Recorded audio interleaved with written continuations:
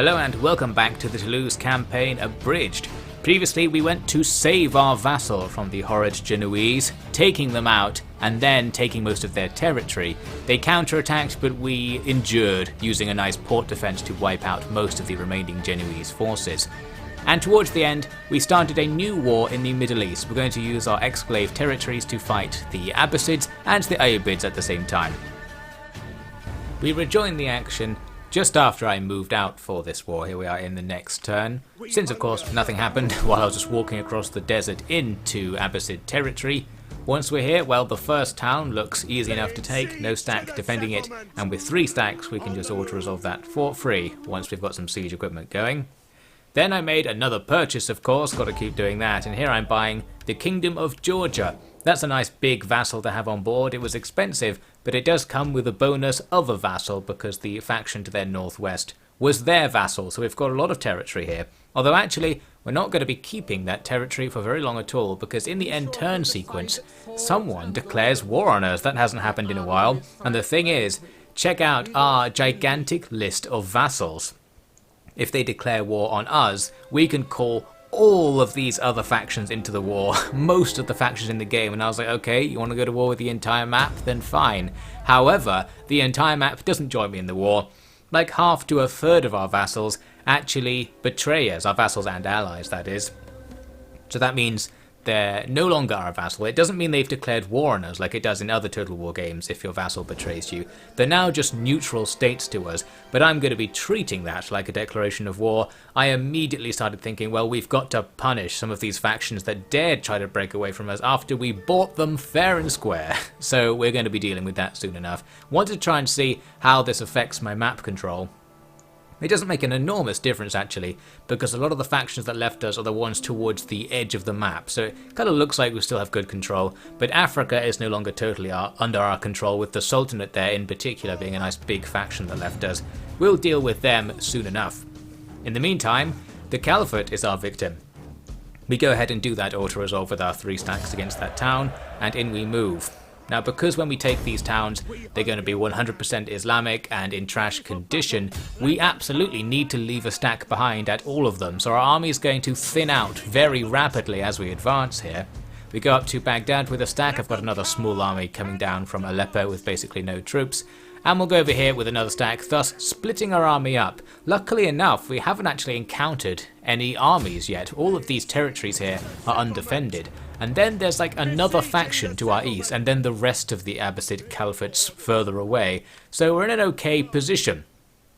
As for our punishing of our vassals, I can do it in this very first turn after the betrayal, because the 2 armies I have hanging around in Italy can attack Verona, one of the factions that dared not keep giving me money. So let's do that right now. I think I talked to the Byzantines and get them to enter me into the war with Verona that they had going already, so no diplomatic repercussions, and now we can attack. Because they have an army inside and outside the town, I wanted to do a siege and then an attack on the army outside to make sure the army inside can't participate. Here I messed it up though, because there's a river, meaning my army from the north can't cross over and attack the enemy army outside the town. But with a bit of a switcheroo here, we can get something similar going. The army from the north does the siege, the army from the south attacks their army in the field, it runs away, we chase them down and attack again. Absolutely no strength there, they're basically dead, so we just auto-resolve them to finish them off. Now you might note that virtually every town and every army on the map we're seeing right now has the green mist of disease about it, and that is because the Black Death has struck Europe at this point in the campaign. There was a little pop-up saying it's happened, and it seems to just give everywhere a disease, and it's real troublesome because it gives you huge debuffs to all sorts of things. It stops you recruiting units or replenishing, your population declines, and you get a big public order hit as well. That's why I'm actually here, reducing the tax level to minimal. Not only will this slightly alleviate public order issues, it also doesn't really affect our income that much because income from vassals isn't affected by taxation. So all of the money we have coming in is basically coming from outside of the Empire's core regions, therefore not taxing our core regions doesn't really matter for us economically. There's another downside to the Black Death though, and that is it gives you a very large debuff to your integrity, and this starts to cause some issues, like right here in Africa, where this stack of trash has split off and now has to face off against an entirely equal stack of trash, but both sides are still dying of disease. I actually decided to fortify here and not fight, because I guess I don't really care. I thought eventually I'll get my replenishment back and go kill those guys, but with the Black Death everywhere, that's actually going to be quite difficult. To conclude my war, quote-unquote, with those guys who declared war on me and started off that vassal mess, well, we just vassalized them. Interestingly, that leaves my vassals still at war with them, so maybe they'll get conquered anyway, but for now, it's not my responsibility, and in the meantime, they have to give me some money, so that all sounds good. With the siege of Basra, we can just immediately auto-resolve this by bringing over the army from the last place, even though we need to leave stacks behind, as I said. We don't have to leave them there all the time, so they can come out for a turn to help with an auto-resolve and then go back to control public order. At Baghdad, it was just an easy auto-resolve on its own. So there you go, we've captured these 3 territories, no sign of the enemy. But we're kind of stuck here now. We have to spend lots of money and lots of time converting over the religious buildings to try and avoid that -20 public order penalty, and converting over the settlement buildings to get a garrison so it's safer for us to walk off. Looks like the game's soft-locked again here, but tends to recover after a while. Not sure what it is that causes that. Now back with Verona, we've got a situation because the army laying siege has also split. You can see on the right there's now another Toulousian Pretenders faction. It's the same army that I have here, and it's participating in this siege if I try to attack now, so the enemy have a distinct advantage as well as being inside the walls as well. Given that, I thought, well, I'll wait and see if they just walk off somewhere. But no, they walked closer and in fact attacked the besieging force, and this is a much worse situation because my other army isn't allowed to reinforce. So we're going to get out of there and not fight that one. But with that done, it does mean the force to the south of Verona is now in trouble, and indeed the Veronese come out to attack and the garrison will reinforce. So we want to get out of there and not fight this one as well. But me moving away from the town clears the path for Verona to do this. Their army sneaks over to Bologna, which I hadn't converted over yet, I hadn't finished converting. So they can take it without a fight, and bang! Looks like we're losing this war so far. We've already lost a great deal of our troops to betrayal and attrition, and Verona have gained a territory. I came back here to try and re-besiege the town with my scraps of an army, who have actually managed to shake off the Black Death, which is incredible. Everyone else is still dying of it, so good work to them. And anyway, yes, I stack up here with my armies close to each other to see if we can somehow get a fight in our advantage going and still try to take the town. Spotted over at Toulouse itself, the English have an army T-posing to assert its dominance right on our border. Whether this is an overture for war, I don't know, but I don't like the looks of it. We've got other matters to worry about in the meantime, because that Toulousian Pretenders army comes back again to attack my besieging force of Verona. This time it's not as bad as last time because the Verona army is not here, so we're fighting the Pretenders and the garrison of the town, meaning this is actually a siege draw-out. So if we can take them all down, we can get into the town this turn. Our first army there is already absolutely trashed, but we do have the second army, which is in a slightly superior condition, although that second army is debuffed in battle because they're all dying of Black Death mid-fight. That probably doesn't help. Our dying army will be facing off against the Verona force, which came onto the field real close to us on our right, whereas our already dead army in the centre here faces off against their counterparts, the Pretenders, basically the same army again, coming right at them. On the right, the enemy had some extended lines of crossbows, so I tried to attack with our cav here. However, they were moving very slowly, and there are like 10 units of crossbows and we only have 3 units of cav. We needed to work through them fast, but that was not what happened. As we attack these crossbows, we really just get bogged down in difficult fights, and here some spears have actually come back and caught up to my cav. Now I have to start wondering, should I withdraw? Because I'll die if I stay there, but I'll also die while withdrawing, so hard to know what to do there. Looks like my crossbows weren't on skirmish mode, so they've tanked the enemy charge. Not such a bad thing given their high quality, but they are going to be routing because I ordered them to withdraw. On the left, we're going to have a cav battle where the scraps of cav from both armies will just go right at it, and I'm not even looking, so we'll just hope we win that somehow. On the right, I was very disappointed with what's going on here, and I eventually decided, you know what, I'll try and get these guys out. Maybe if we can get some of them alive, we can rear attack or something and make these fights happen. We do lose one of the cav units trying to withdraw, and one of them does get away, and we'll use them for kiting purposes at least. So overall, our attack on the right with the cav has failed. The enemy's crossbows are mostly still at large, and we barely even killed any of them. Along the line, we're not really doing that well in the melee with the Verona army. As for the pretenders, they haven't properly engaged yet because they're distracted by my cav, which is great because I don't really want them to fight me. I think we're probably better off trying to avoid the enemy at this point and try to focus down some of these groups we've got going. But unfortunately, that's not going to happen because upon closer inspection, we are losing our one-on-one fights against the crossbows. Our cav actually can't take them out, even our knights can't take them out. Possibly because of the disease debuff, possibly because it's crossbows fighting cav, and that's just the matchup that doesn't really happen as you might expect in this mod.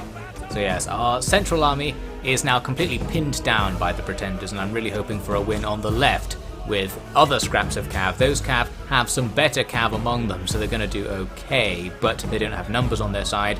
On the other side, where we did have numbers, well, we got absolutely wrecked, and all the enemy's crossbows that are still at large will now be raining bolts on all of our stuff, including my crossbows, who are soon to rout off the field. Same thing for the cav, of course.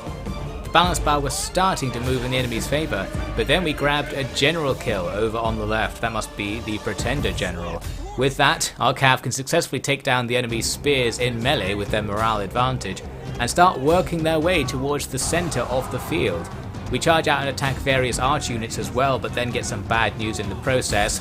Our general has also died. This is the general of the second army, and our king in fact, so that's not going to help our morale. And with that, these fights where everything's basically dead are going to start winding down because it's going to be nice and easy for us to get routed. We've almost completely destroyed the pretender army. In fact, at about this point, we did start to finish them off, because as our cav somehow routed the enemy archers at the back and then came back in, we were able to rout everything unit by unit in small groups until that pretender army was indeed gone. With that, there's still some hope, and the balance bar seems to have recovered a little bit. Now we can form up to fight the Veronese with our minimal number of survivors. The problem is, there's still like 10 units of crossbows out there and we don't have any answer. I can pile in there with all of my surviving cav, although that doesn't really even amount to one cav's unit worth in the end. What I should have done is spread them out a bit more there, because I think if I ran at them in more of a line, we'd get more enemy skirmishing action. They'd spend more time moving away from us. Instead, I tried to plow in to get as much charge bonus as possible and just rip through the enemy units. We actually did that to the first unit we hit, but the second unit held for a while. And that's going to be critical because it means all the other crossbows shoot into the melee. This will help finish off their allies real fast, but also takes out a few more of our cav, and now we have barely any left. We are now though winning on the balance bar. The enemy only have their crossbows. We just need to chase them and get them into melee and stop them from shooting us. And we actually are quite successful with this, thanks to our cav somehow not routing down to really low numbers. We kept them going for ages and kept the enemy busy, but of course we didn't actually kill any enemies. And now our foot troops have to run at the crossbows, and they're going to have to tank a few volleys on the way, and as you can see, our foot troops are already nearly dead. I was a bit annoyed here seeing some of my spears and knights not being able to hack through these crossbows, so I actually came down and opened up the stats panel to see, is this one of the cases that I fear? And indeed it is the summary here. After comparing the stats of the various units, their crossbows are about the same as my spears in terms of their melee stats, and they're just a little bit worse than my knights. When you consider that they have numbers on their side, then we actually can't beat them. Even when we have got them locked down into melee, we just die, and that's the same story for the rest of the army. At this stage it's now gone. That fight I was just checking is still going on. We haven't taken out the crossbows. And I thought, let's try and get a few guys out alive, because we just can't do it. The balance bar has swung back into the enemy's favour with all these late melees and the crossbows just pulling through as they always do. Retreating's a bit hard actually, because if your units rout and then come back from routing, it cancels their order to withdraw and makes them stand there. And if you're playing at maximum speed as I just was, that makes that extra bad. But anyway, we lost the battle. That's the main bad news. Our first army completely destroyed. The enemy's first army is also pretty destroyed, but their second army is alive. So while technically in terms of numbers, the enemy did lose more stuff than we did in that fight, we're going to lose out strategically. Mainly because of this. In the Verona turn, their army at Bologna can come up and finish off all of our survivors. There goes a high level general, and they did just carry on to attack the other army. That one actually had some troops left alive in it, but not anymore. So there you go, we got completely wiped out, and Verona have taken some of our territory, This war is going very badly. Obviously our other vassals aren't going to be learning a lesson from this.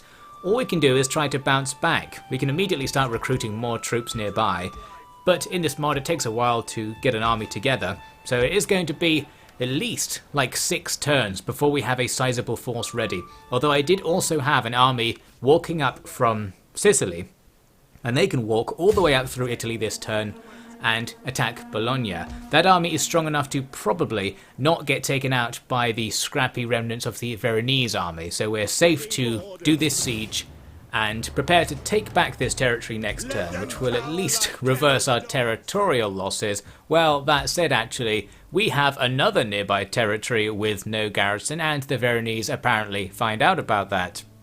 Genoa, in fact, I hardly knew her. Gone, but we can now bite back. Firstly, we do that siege at Bologna since the Veronese army wasn't there. We stomp them and we've recaptured that territory. And as for Genoa, in the next turn the Veronese sailed out into the sea, and the army I had hanging around in France came over and instantly retakes the place because this one has catapults, so we don't need to do a siege assault. And bang, like that, the territory is back. Then we go after the Toulousian pretenders. They had nothing really thanks to all their attrition, so we wiped them out. But that's not actually the end of the Toulousian pretenders as a faction, because that army we saw earlier down in Africa is still up to no good. It's doing the thing I complained about last time, where it's every turn besieging Algiers, so every time it besieges it, it damages the town a bit, and it cancels the replenishment of my levy stack in the region. So actually, despite that split happening ages ago, we haven't gained any more troops, so I haven't gained the ability to just auto-resolve these levies to death. In fact, if we manually resolve that, because it's on hard difficulty and low-level units disproportionately benefit from hard difficulty, we would probably lose. However, there is one way to get out of the situation. We need to stop going into the town so that we can attack the enemy from outside. That way, they won't retreat away from the town if a battle is challenged. So here we go in the next turn. I actually tried an ambush, but they just walked past me. They besiege the town. I can attack them from the other side, so they retreat just around the town. Then we attack them again, and because the town has a healthy garrison inside, then we can wipe them out. And with that, the Toulousian pretenders are gone, which gives you a loyalty boost to all of your generals. Now back at Verona, we can lay the finishing blow. Their army's still just hanging about in the sea, they basically just gave up on life. So I brought the army that just took Genoa over here to take Verona as well, again making use of the fact we have catapults to skip the siege and just immediately auto-resolve the settlement and take it. With that, the war against Verona is won in the end. Very messy, but it seems like we've come out on top, and I can immediately re-garrison Genoa so their troops at sea don't come back and steal it. So maybe now our vassals have learned a lesson, but there are going to be some more on my hit list. If you're wondering what was going on down with our Middle Eastern enclave, not much is the answer. We weren't able to prevent rebellions, but in this case that's okay because with no enemies around we can safely farm the rebels to improve public order a bit more. So we do that and go back to sitting around. Still got a few more turns on these settlements before it's safe for us to leave. Went back to buying vassals. I had staved off buying vassals for a little bit after the Great Betrayal, but I thought I suppose we might as well at least go and buy the ones that weren't our vassals before, so we pick up Denmark in that respect. We also finish off Verona there after their drifting fleet comes too close to the Italian peninsula. Down they go. Our contact with Denmark let us talk to Sweden, and they also wanted to be our vassal, so there you go, we're getting a nice strong presence up there at the top of the map. The really small army that was over in Mesopotamia has come over to Jerusalem. I thought I might need to defend against the Ayyubids, but they haven't done anything. You can see I've packed this army out with levied vassal units. I actually can't recruit anything into it because there are no people in Jerusalem. However, what I can do is move through our vassals' territory and recruit units now and again, so I've got a bit of a half stack going, and I'm going to have them start marching west to go and engage the Ayyubids and generally help out the war between Flanders and the Ayyubids going on over there. I rebought Poland. Even though they were one of my vassals before, they're not in a very easy position to punish, so we're going to let them off, throw cash at them, and then ask them to throw cash back at us over time. I also finally got around to buying Scotland. I actually forgot to do this in the past, despite it being one of the very first places I actually wanted to vassalize when I started doing this. I completely forgot about that whole thing. So finally we've got it. We now have England surrounded by our vassals. In Italy, we are mass recruiting units because I was preparing for a new war. I wanted to get my 2 dead stacks back in action because the Sultanate to the south is also one of the traitors, so I had them on my list, and we're going to start getting ready for that, and we'll see that actually kick off a bit sooner than expected. In the Middle East, my plan was to vassalize the minor factions that are beside the Caliphate, not really to dominate them, but actually just to get military access. I just don't want these factions joining the enemy side in the war, because then there'll be too many things for us to hold down at once. In this case, I'm actually buying the least useful. There are like 3 or 4 of these minor factions between us and the rest of the enemy territory, and I bought the one that's least between us, so we don't really get any good military access with that particular deal, but I'll come back and look at the other ones later. The nice thing about that purchase that I just made was that it gave me diplomatic contact with the Khwarezmian Empire. I thought that's pretty good, aren't they supposed to be a massive faction? I vassalized them, it was really cheap, one of the cheapest ones we've ever got, and that's because actually they're not a massive faction. I think any territory they might have started with has either been conquered by the Abbasids or it's off map in the game world, so they're actually only this one city and another one that's already under siege by the Abbasids. So some nice line of sight, but not a terribly good vassal. Now we're going to be setting up some projects for the next part, and one of those projects was another punishment. I wanted to punish Bavaria, one of the Holy Roman Empire states that betrayed me, so I got some random horse archers many miles away to get me into this war with them, with no diplomatic consequences, and off we go. I can actually attack them right now with this stack of levies, but I wanted to play it a bit more smooth than this and perhaps try to get their army out of their settlement. So we'll set up and go on that relatively pointless campaign against Bavaria next time. And here's the thing I mentioned with the Hafsid Sultanate. I was planning to attack them, but then they attacked my vassal Flanders, so it's time for the Hafsids to learn the lesson that I taught them, that the Empire of Toulouse always stands up for its vassals. So here we go, the war kicks right off. It's not that bad for us because they have no element of surprise. Our forces are more concentrated around their territory than theirs near ours. In fact, their forces still barely exist after they got completely destroyed in the war with Genoa. So, this stack of levies, replenished from its earlier battles in this part, moves right out to besiege the first settlement along from Algiers. Balanced engagement despite our numbers because the enemy have magic archers in there. And speaking of magic archers, check this out. In this war, I wanted to experiment with the ultimate meta build, all crossbow sergeants, save for the general. So I want to try and find a one-on-one stack versus stack fight we can take, to just see how well this does with a double or triple line of crossbows, and just see if we can truly exploit our way through a nice difficult battle with this build. We'll see if I can get anything like that. Over in the Middle East, I got back to buying, and now I actually bought the stuff that is going to help us out. There are 2 factions between Baghdad and a little exclave of the Abbasids up at Tabriz, and we had enough money to buy both of these minor factions this turn. So with that, we've not only got the vassals, but we've got the military access deal thrown in. Then we can move on to Tabriz itself.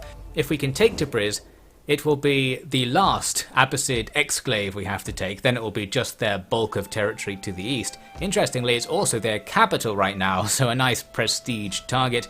I'll send a stack to go and deal with that, and the other stacks will move through some territory to go for the main bulk. So as I said, all these things are projects that I'll get to and then show you in the next part.